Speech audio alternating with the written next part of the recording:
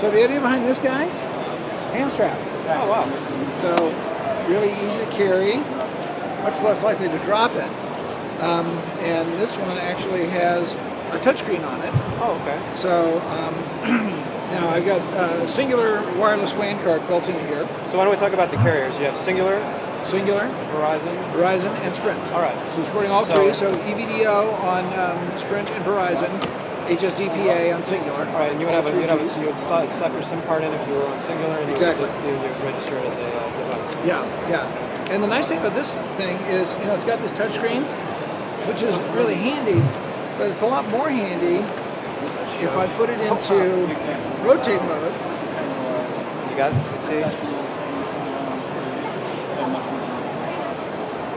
Wow, great. And now, if I'm walking around, I'm recording information like this. Oh, I need to type something? Well, I can, go up here. If I want to convert it back into landscape mode, I can do that. But when I'm in portrait, keyboard's kind of out of the way, but I'm recording information like this, and of course I'm wireless, so I got 3G coverage, so I can be doing that wherever I need to. Feel the weight on this thing. Wow.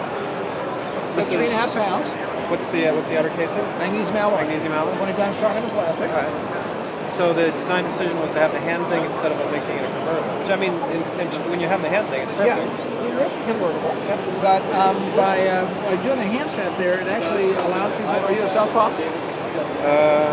I guess I'm You're a righty. Yeah. Okay. Yeah. So I don't know you can do it for lefties too. Yeah. But very convenient, and this machine actually gets 10 hours of battery life. We built this with, to a large extent, with the medical community in mind, and they told us that they really wanted the ability to go a whole shift without ever having to recharge. Now, is there any waterproof to this? So if you get spilled blood on there? This one is not designed for the ER. Okay. This is the one you're going to use in the ER, because this one, you can use this in there, and if people bleed all over it, you just hose it down and keep working. This is more for on the wards. It's beautiful. I mean, I always enjoyed Toshiba. This is a really good idea. If you might mention, that can actually drop the foot, and then the hard drive dropped 2.5 foot.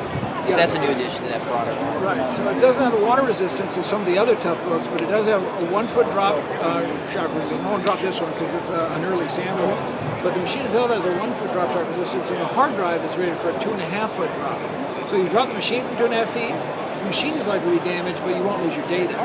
So we call this machine a business rugged machine. So it's designed to give people who are working in business, who are not working in really extreme environments, but who are going to have accidents happen. And it's designed to protect those folks. And what's MSRP and availability? Availability is October, and we expect the street price on this guy to be going for about $19.99? $18.99. Now, but for more of a business-oriented user, this guy has a touchscreen. This guy actually has an integrated optical drive. This is the world's lightest integrated optical drive. It's about 1/4 of the weight of most of the slide-out drives that you've seen. Feel the weight on this machine. Yeah, it's very light. Yeah, just about 3 pounds.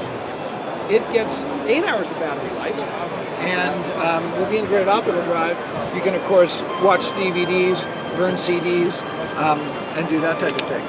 And no touchscreen? No touchscreen on this one. This is designed a little bit more for the business traveler. The 12-inch display on this, same size as the other one, but does a really nice job when you're working on a tray table.